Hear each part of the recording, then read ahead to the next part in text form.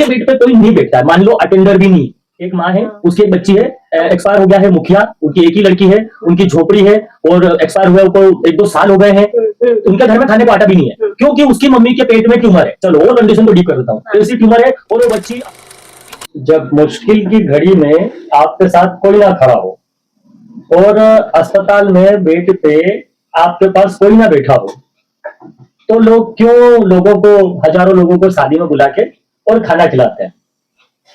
तो इस मामले में आपका क्या विचार है? मतलब क्या ये कहना सही है? मान लो कि अगर इसको अपन मोटिवेशन लाइन में ले कि हाँ यार बात तो सही है ना, जैसे होता है ना, कभी भी एक पक्ष को सुन के फैसला नहीं लेना चाहिए। तो अगर अपन इसका दूसरा पक्ष देखें तो इस लाइन में बोला गया है कि भैया अगर दुख की घड़ी में आपके साथ में कोई खड़ा नहीं है और अस्पताल के बेड पे आपके साथ कोई बैठा नहीं है, तो फिर आप शादी में हजारों लोगों को खाना खिला के क्यों पैसा बर्बाद कर? पहले तो कॉमेडियन बात में बताऊंगा तो वो चौकीदार नहीं बैठने देता है इतने सारे लोगों को। पहला रीजन तो अटेंडेंस एक ही हो सकता है साथ में, अटेंडर जो कि फैमिली वाला कोई एक होता है। अब इसी में अब किसके बेड पे कोई नहीं बैठता है, मान लो अटेंडर भी नहीं, एक माँ है, उसकी एक बच्ची है, एक्सपायर हो गया है मुखिया, उनकी एक ही लड़की है, उनकी झोपड़ी है और एक्सपायर हुए उनको 1-2 साल हो गए हैं, उनके घर में खाने को आटा भी नहीं है क्योंकि उसकी मम्मी के पेट में ट्यूमर है। चलो और कंडीशन को डीप कर देता हूँ, ऐसी ट्यूमर है और वो बच्ची अपाहिज है, वो कमा नहीं सकती, उनके घर में खाने के लाले हैं, बिल्कुल पहला पॉइंट ये बैठ रहा है। अब वहां पे उस मम्मी को हॉस्पिटल में भर्ती करा गया। हाँ, तो उसके पास कौन है? ये बात बोलूं अब इस जगह, वो माँ चाहे तो भी हजारों लोगों को उसकी बच्ची के शादी में खाना नहीं खिला सकती। देखिए अगर मैं 10,000 रुपये महीना कमा रहा हूँ तो ऑब्वियसली मेरी बच्ची की शादी में उस हिसाब से करूंगा, है ना। अगर मैं 1 लाख रुपए महीना कमा रहा हूँ तो फर्क पड़ेगा, ऑब्वियसली पड़ेगा क्योंकि पैसा है और पैसा होता ही खर्चा करने के लिए। और हाँ, इसमें एक पॉइंट और क्लियर कर दूं कि ये बात सच है कि दुख आप कितना भी बता दो ना कम होगा ना बढ़ेगा, दुख अपनी परिस्थिति में रहेगा। हाँ, खुशी जरूर बताओ। तो अगर आप अच्छे लोगों को, जो पॉजिटिव सोचते हैं, इस पॉइंट को बीच में बोल दूं कि अगर पॉजिटिव सोचने वाले लोगों को आप बुलाओगे ना तो आपकी खुशी बढ़ेगी और नेगेटिव सोचने वालों को बुलाओगे तो कम होगी, प्लस आपका दुख भी बढ़ेगा। दुख बढ़ता है नेगेटिव लोगों के साथ में रहते, नेगेटिविटी वाला है उसके साथ अगर आप रहोगे तो दुख बढ़ेगा, पॉजिटिविटी वाले साथ। अब जो शादी की बात आ रही थी वापिस, तो देखिए गरीब या मध्यम श्रेणी या जब से सिस्टम चालू हुए हैं, रियलिटी में इनका मकसद है कि शादी में सब एक दूसरे से मिलते हैं। ये जो मेल मिलाप होता है ना, इससे ही रिश्ते होते हैं। आजकल तो ये लव मैरिज और बहुत कुछ अलग मामला हो गया। पहले शादी हुई या कोई ऐसा कुछ भी, वो बहाना ढूंढ के और सबको बुलाया जाता था। तो जो मैंने वो बच्चे वाली बात बोली ना, जितने बच्चे उस लेवल तक आ गए हैं वो आपस में माँ बाप मिलते थे, पूरी जनरेशन बढ़ रही है ना, केवल आपका बच्चा नहीं बढ़ रहा। तो ऐसे एक दूसरे से मिलन होना, मिलाप होना। और आप खेती किसान लोग पहले, मतलब ये भले आप अमीरों में सोचो ना, गरीबों में, तो अभी गरीबी की बात कर रहा हूँ, गरीबी मतलब मध्यम श्रेणी में।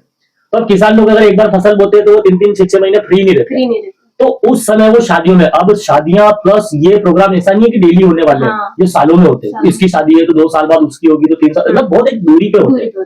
तो इतने में बच्चे बड़े हो जाते हैं, हर एक जनरेशन, हर इंसान की बढ़ती, लोगों के पास मतलब एक्स्ट्रा टाइम नहीं है कि वो ऐसे मिल सके। तो वो शादी में रियलिटी में हजारों लोग, चलो कौन भैया आपके यहाँ बिन बुलाए आ रहा रहे, चोरी आते हैं बस बिन बुलाए। तो सही बात है, अच्छा इंसान आएगा क्या? नहीं। तो इसका मतलब पहली बात तो आपने बुलाया तो हम आए। हाँ ना, पति का छुपा के बराबर गए तो बोले, अब उसमें पॉइंट बोले क्यों खिला रहे हो?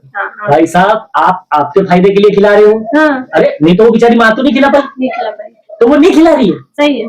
अगर आप खिला रहे हो तो भाई साहब दूसरे पे इल्जाम मत दे, आप आपकी इच्छा से और आपके फायदे के लिए खिला रहे हो, प्लस जो आ रहा है वो भी अपने फायदे के लिए आ रहा है। हाँ, कि मतलब मेरे काम के अब इसमें देखो, एक पॉइंट मैंने बोला फायदा, मैं फिर बोलूं कि जो दिखता है वो होता नहीं है, जो होता है वो दिखता नहीं है। तो भाई साहब ना मेरा कोई फायदा है तुम्हें बुलाने में, मैं चाहूँ तो बिना उसके भी मेरे छोटे छोटे की शादी घुमा सकता हूँ। और उधर वाले वो, भाई साहब हमारे भी घर में रोटी है, हमको कोई भी कोई फायदा नहीं है तुम्हारे आने में। तो दोनों पॉइंट हो गए।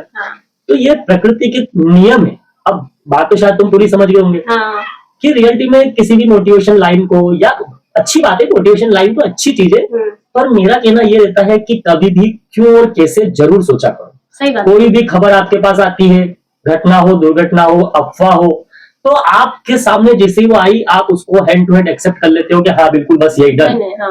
अरे आपने जो आपका माइंड है उसका भी तो आप थोड़ा सोचो कि क्या ये सही है।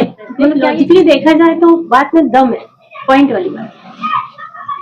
तो रियलिटी में मतलब कुछ गलत नहीं है और कुछ सही नहीं है। सही है। जो दिख रहा है वो है नहीं और जो है वो दिख नहीं रहा है। बस मैं यही कहूंगा कि आप कुछ भी चीज हो, कुछ भी बात हो, शब्द हो, घटना हो, परिस्थिति हो, आप उसे सोचो, समझो, अपने इससे समझो। फिर आखिरी में अगर आप उसे मानते हो तो डरने वाली बात ही नहीं है, और डरने वाली बात नहीं है तो ना ये परिस्थिति मायने रखती है, ना ये परिस्थिति मायने रखती है, सब कुछ एक है। That's all. सही बात है। मतलब अगर आप इन चीजों में उलझते हो बाहर की चीजों में, तो इसे मानना छोड़ो, करेक्ट। और इसे मानते हो तो फिर आप गलत हो, आप इसके ऊपर ही उंगली उठा रहे हो। हाँ, विश्वास मतलब है ही नहीं। That's all. सही बात।